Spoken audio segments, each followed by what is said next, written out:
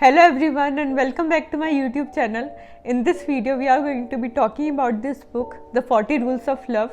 पहले तो this book is not about love, मतलब it is about love but not particularly about love or its 40 rules.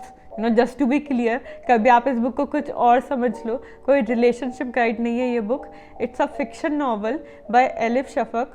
She's a very famous author who has been shortlisted for Booker Prize as well. I don't know, there's just something about her writing. It's so different. I mean, it's very intriguing. मुझे लगता है कि इनकी writing का एक अपना ही अलग ही genre है. I don't know why. I can't explain it. जिन लोगों ने इनकी बुक पढ़ रखी है ये या कोई और, maybe you can tell me if you feel the same way. There's just something about, there's just some mystic element in her writing, something about her writing that makes it very intriguing, different in a good way. That is how I feel about her or her novels. मैंने दो पढ़ी हैं अभी तक, this one and 10 minutes 38 seconds in this strange world, and I was intrigued by both the novels. I mean, both of them exposed a very different worldview, a very different thing, and I was totally intrigued. I was hooked to her books. ऐसा नहीं है कि mystery novels हैं या कुछ, still I was like थोड़ा सा और पढ़ लेती हूँ, थोड़ा सा और पढ़ लेती हूँ. It was like that. So that is her power, that is how powerful her words are, और that is how beautifully she writes. Okay so काफ़ी हम इधर उधर हो गए. Let's get back to the book. Let's start talking about this book. So okay, before I tell you how I found the book or my review of it or my take, something like that, so let me first tell you what the book is. थोड़ा इसका plot बता देती हूँ without revealing the book to you. I'll try my best, though this part is the hardest for me, like how to summarize the book. Oh god. Okay, so let me try. So this book is about Ella. She's a housewife with 3 kids and a husband, and she is not very happy in her life. She used to be very happy, but now there is this void in her life. एक वो emptiness सी है. She decides to take a part-time job somewhere, and वो एक manuscript पढ़ रही हैं about Rumi. I think आपने उनके बारे में सुना होगा. He is a very very famous poet.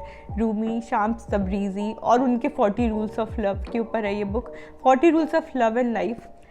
And इस बुक को पढ़ के there is a रेवलेशन, मतलब उनका एक पर्सपेक्टिव सा चेंज हो जाता है. She okay, let me see if I can find a better word here. या she is shocked out of herself, turning her back on a family. She embarks on a journey to meet the mysterious author of this work. तो जो उन्होंने manuscript पढ़ी है उनसे वो इतना ज़्यादा इन्फ्लुएंस हो जाती हैं, and she start seeing her life differently. जो एवरीडे लाइफ में चीज़ें, हर हस्बैंड, हर किड्स, जिस तरीके से वो पहले देखती थी, अब वो किसी एक अलग नज़रिए से उन्हें देखने लगती हैं. एक होता है ना, आपका कुछ पढ़ के कभी कभी आपका एक पर्सपेक्टिव चेंज हो जाता है. तो वो भी एक तो आपको पता चलेगा इस बुक में कि ऐसा क्या हुआ, ऐसा क्या उन्होंने पढ़ा कि you know she her world view change. She was shocked and she decides to leave behind her family, her home, her husband, her kids, and she decides to embark on this journey to meet the author of this book. So she starts corresponding with the author of the book also through email, and she decides to go and meet, and then you'll read about that. This is a story of faith. This is a very it is a mystic tale, a Sufi tale, and yeah, so basically that is the book is all about. That is what you'll read in this book. मेरा favourite part इस book में वही था जो रूमी और शाम्स तब्रीज़ी की parallel story चल रही थी. मतलब एला जो बुक पढ़ रही थी उसमें there is this parallel story going on of Rumi and Shams of Tabrizi, and वो पार्ट बहुत ज़्यादा अच्छा है. क्योंकि रूमी के बारे में तो आई थिंक आप लोगों ने सुना होगा, he is such a famous poet. तो अगर आपको जानना है कि रूमी कैसे बने, तो वो ट्रांसफॉर्मेशन आपको इस बुक में देखने को मिलेगा, and it is just so awesome. I was like कि मैं तो ये बुक पढ़ रही थी फिक्शन नॉवल, इसमें तो मेरे को एक्चुअली नॉन फिक्शन स्टफ भी मिल गया. I was so happy.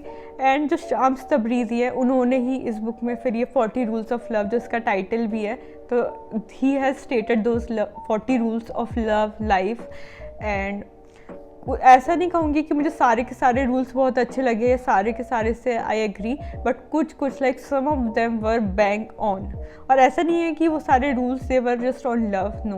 बहुत सारे फिलोसफिकल आइडियाज़ थे, मिस्टिक आइडियाज़ थे, how to live life, how to truly love, etcetera etcetera. Basically those were like Sufi ideas, and they were like so beautiful. I mean, that is the beauty of this book by the way. अगर इस book की कोई highlight होगी या फिर इस book का जो होता है ना सेलिंग पॉइंट होगा या फिर what I really liked about this book was that Sufi touch, that mystic touch. That is what made this book so beautiful.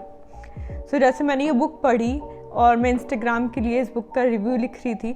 So basically what I do is कि मैं लैपटॉप के सामने बैठी थी और रिव्यू लिख रही हूँ बस मैं बैठी हूँ and I am not understanding what to right.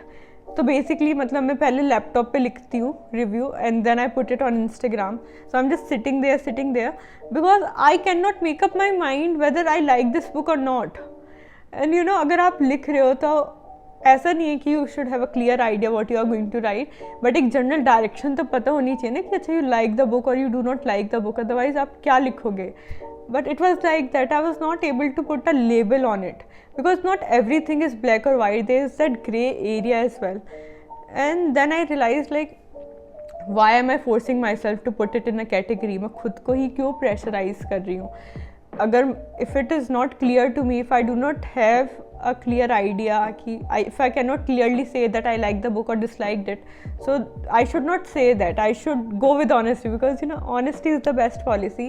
And more importantly I didn't want कि मैं बोल दूँ अच्छी बुक है और कोई वो पढ़ ले जिसे वो बुक ना अच्छी लगे एंड मैं बोल दूँ बुरी बुक है, कोई वो इंसान इस बुक को ना पढ़ सके जिससे शायद वो अच्छी लगती. मतलब वो वैसे भी पॉसिबल है but at least if I am honest, at least I am being true to myself because I do not like you know अगर if people are following me, if I have that power to influence even one opinion, I do not want to influence that wrongly. मतलब I feel very responsible. I don't know, एकदम से मेरे को ऐसे responsible सा feel होने लगता है. So I thought कि no, let's be honest, let's just put it as it is. So मैंने ऐसे ही बोल दिया कि I'm not sure क्या है इस बुक का. For some reason I am not just able to make up my mind. Normally मैं कर लेती हूँ but अब नहीं हो रहा तो नहीं हो रहा. And same goes for in this video also. I cannot tell you if I like this book or not. I can tell you the stuff I like this in this book or stuff that I didn't like very much. For example, जो जैसे मैंने बताया जो रूमी की side की story थी या फिर जो जब मैन्युस्क्रिप्ट की स्टोरी थी अबाउट रूमी, शाम्स ऑफ तब्रीज़ी थे, 40 रूल्स ऑफ लव, जो पूरा रूमी का ट्रांसफॉर्मेशन होता है जो वो सीखते हैं शाम्स से, और ये सारी जो उनकी वाली स्टोरी है वो पार्ट मुझे बहुत ज़्यादा अच्छा लगा. एला का part was good but I didn't like it that much और I was not that interested in that part. I was constantly waiting okay you know ठीक है let's go to that part, let's start reading the book again. So that part I liked, that didn't like very much. I guess that is why I'm a bit confused about the book, but that is how it is. Okay guys, so this was about the book. I have tried my best to paint the honest picture, the right picture, जो मुझे सही लगता है इस book के बारे में. I hope इससे आप अपना mind makeup कर सकते हो. If you want to read this book, if this book is something for you. अगर आप कोई different book पढ़ना चाहते हो with a little mystic element, Sufi element, जिससे आपको रूमी के बारे में पता चलेगा, a book that is beautiful wholesome, तो आप ये बुक पढ़ सकते हो. वन टाइम रीड तो है and you are going to enjoy reading it. And fiction anyway वो पढ़ ही लेते हैं हम आराम से, तो इसलिए आप ये बुक पढ़ सकते हो. बाकी आपकी मर्ज़ी ऑब्वियसली. लेट मी नो अगर आपका कोई और क्वेश्चन है और any other particular detail you want to know to make the decision easy for you. Let me know, I would be happy to answer that. And thank you so much for being here. I will see you in my next. Bye bye.